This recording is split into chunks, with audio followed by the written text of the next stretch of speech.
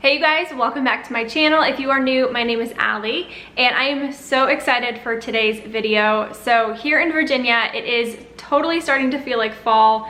The weather is starting to get a little crisper and cooler. The leaves are changing and it's starting to get darker a little bit sooner. So I am totally embracing all of the fall vibes. And with this video, I wanted to help you guys also get in the fall spirit. So today I'm gonna share with you some of my favorite recipes that help me get in the fall mood. I'm gonna show you how to make a simmer pot to help make your house smell amazing. We're also gonna do a DIY pumpkin spice Play-Doh for the kiddos. And then I'm gonna share a cozy fall-inspired dinner recipe, a pumpkin-y dessert, a coffee drink that you can make at home, and then we'll see what else that we get into. So without further ado, let's just jump into this cozy fall vibey video. We are gonna start with a fall simmer pot. This is great to put on your stove if you're gonna have company over and just let it go all day, and it seriously makes your house smell so good. So the first thing that you do is you slice an orange and you'll slice an apple. It does not have to be perfect at all. And then add it to a medium-sized saucepan with 2 cups of water already in it. Next, you're gonna add your spices, and you can kind of do your own thing here, but today I am using a handful or so of whole cloves. I'm adding in some cinnamon sticks and sprinkling in some ground allspice. And then you turn on the stove and let the pot simmer all day. And then you'll just want to add more water throughout the day as it evaporates. You can also make this in a crock pot. Next, we are moving on to the pumpkin spice Play-Doh, and I'm actually going to make 3 different scents here.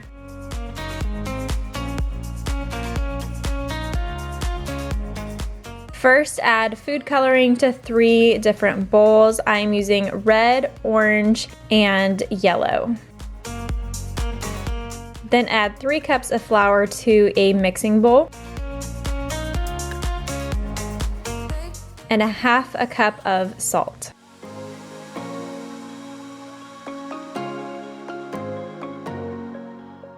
Then add 2 tablespoons of cream of tartar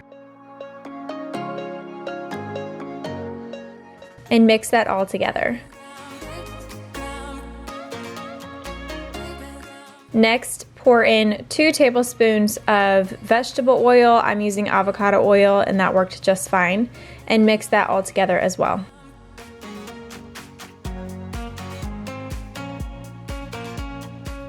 Moving on to the spices for scent, I'm using pumpkin pie spice in the first one, apple pie spice in the second one, and then cinnamon essential oil in the last one. And I will say the essential oils definitely have the strongest scent. And I didn't show this, but you'll want to add your water to your food coloring and spices and mix that all together first before you add it into your flour mixture. I mixed it with a spoon at first and then moved on to mixing it all together with my hands. And you might need to adjust how much water you add. You'll just kind of need to play it by ear until you get the right consistency. I wasn't thinking when I added my colors. I should have made the cinnamon one red, the pumpkin pie Play-Doh orange, and then the apple pie spice, the yellow one. It doesn't matter in the end because the kids didn't care, but next time I'll do that. The kids absolutely loved this Play-Doh and they've been playing with it constantly.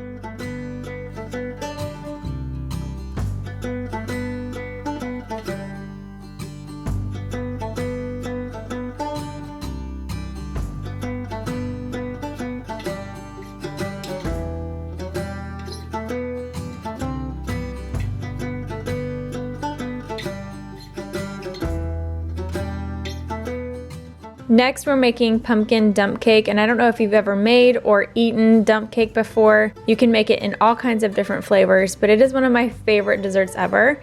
And so today we're making a pumpkin one. Basically, it's like pumpkin pie filling on the bottom, and then you'll put a cake mix and butter on top. It is really, really good. So to a bowl, I have added 1 15-ounce can of pumpkin puree. Make sure it's not pumpkin pie filling. I've added 3 eggs and 12 ounces of evaporated milk.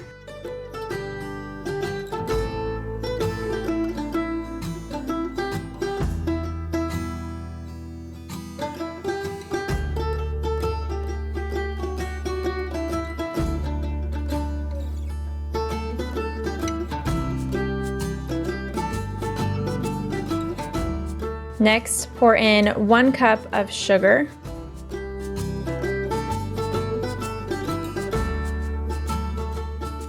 And 1 teaspoon ground cinnamon. And then you'll mix that all together.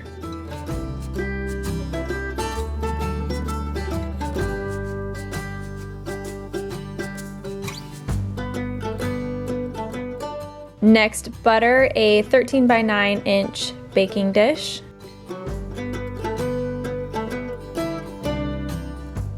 And then pour in your filling.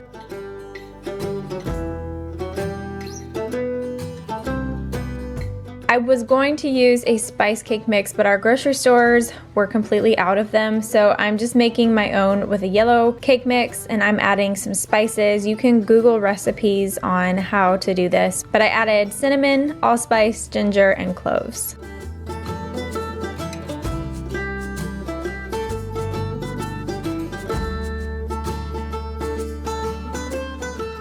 And before I start assembling everything, I melted 2 sticks of butter.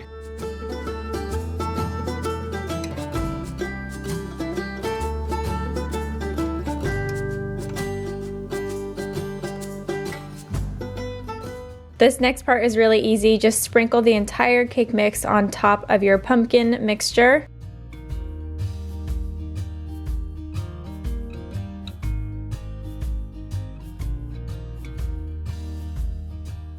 And then drizzle all of that butter over the top.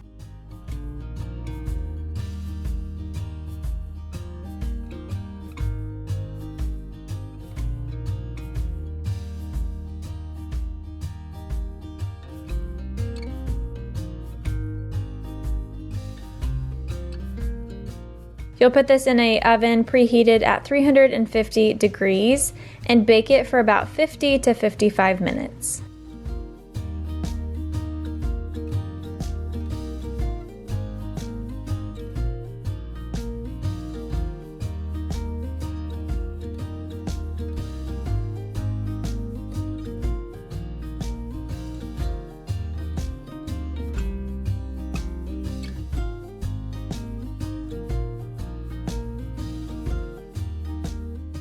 You'll want to let this cool for a little bit before you cut it and serve it to allow the pumpkin mixture to set up a bit. And then I like to serve this warm as is, but you can also serve it with a scoop of vanilla ice cream or top it with some whipped cream.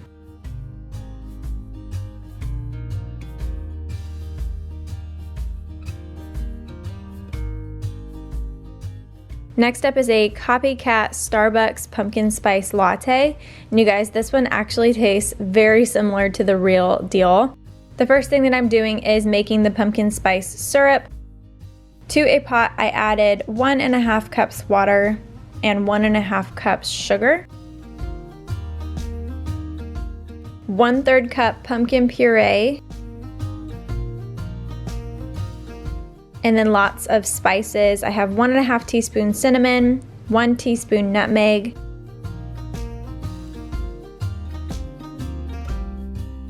a 1/2 teaspoon cloves, and a 1/2 teaspoon of ginger. Then stir this all together and let it simmer on low for about 10 minutes, and it's gonna reduce just a little bit.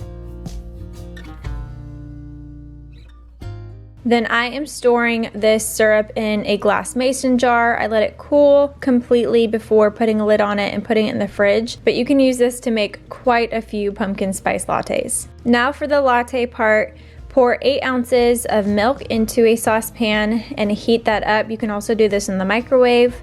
And then I am making 4 ounces of strong coffee, or you could do espresso if you have an espresso maker.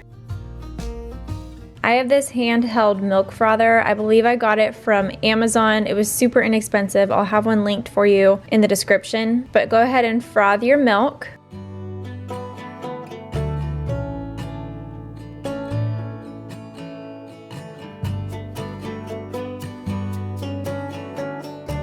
And then add 2 tablespoons of the pumpkin spice syrup to your coffee.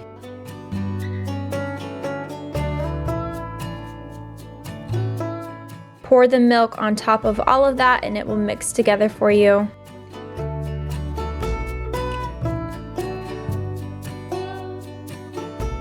Then top it with whipped cream and a sprinkle of pumpkin pie spice.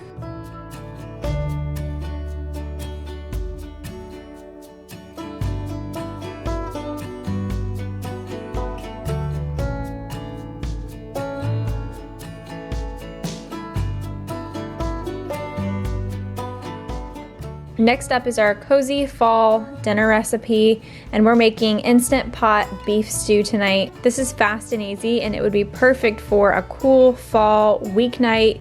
So first, prep your veggies. I'm chopping everything about 1 inch so that they all cook evenly, starting with 2 stalks of celery, 3 medium carrots, and about 2 to 3 large red potatoes.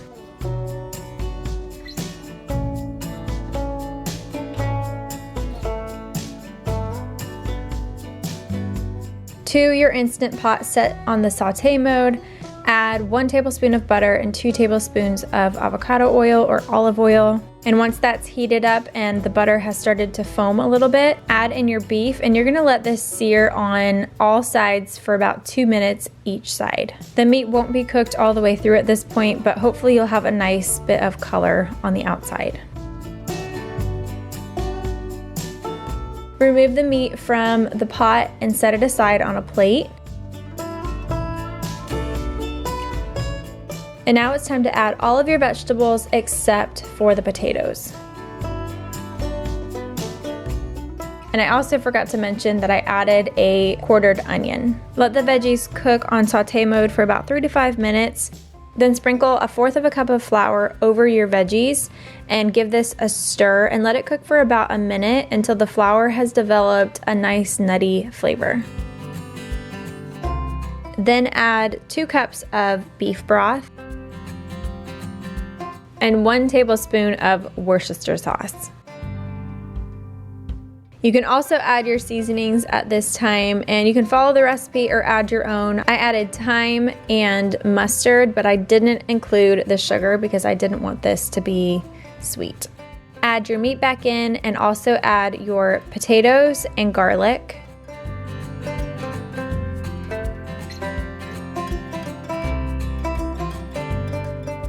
Give everything a good stir.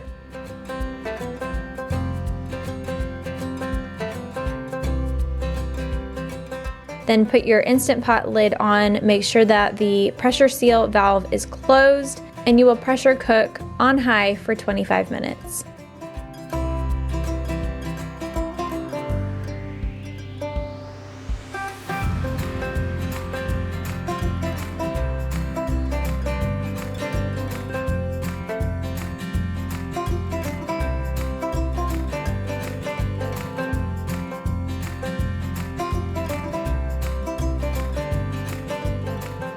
This recipe was absolutely delicious. There's a couple different ways that you can serve it. You can serve it over rice or over egg noodles. Tonight we just decided to serve it with some crusty bread with melted butter on it.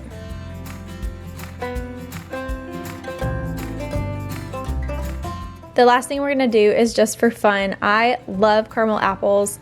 I've always loved caramel apples, and they're really easy to make at home. The first thing to do is wash and completely dry your apples and then insert the sticks into the top of them. You can make your own caramel at home. I personally have never had success doing that, so I just use these already made craft caramels, unwrap them all and place them in a saucepan.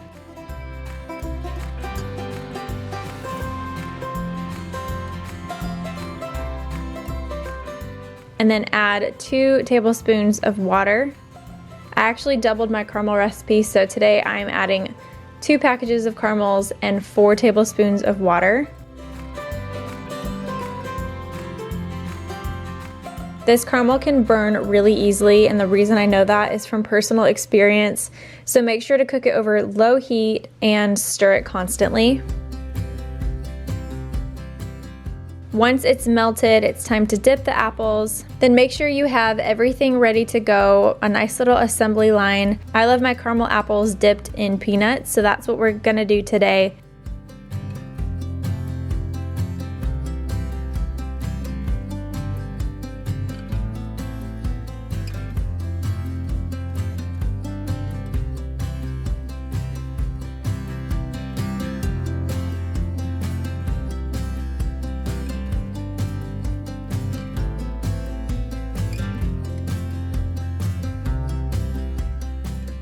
Then kind of give the apple a spin and let the caramel solidify a little bit. And then roll it in your desired topping. Like I said, I like to do peanuts, but you could do sprinkles, you can drizzle it with chocolate, you can dip it in marshmallows. Honestly, the options are endless. But once you have added the toppings, set it on some parchment paper, and then you'll want to pop this in the fridge pretty soon so that the caramel can solidify fast and not drip out all over the bottom of the pan. So that's going to be it for today's video. Thank you guys so much for watching. I hope you enjoyed this and I hope it put you in the fall mood. If you're not subscribed to my channel already, make sure you do that for more fun videos coming up. You can also follow us on Instagram at Allie_Gooch. I love you guys and I will see you in the next one. Bye.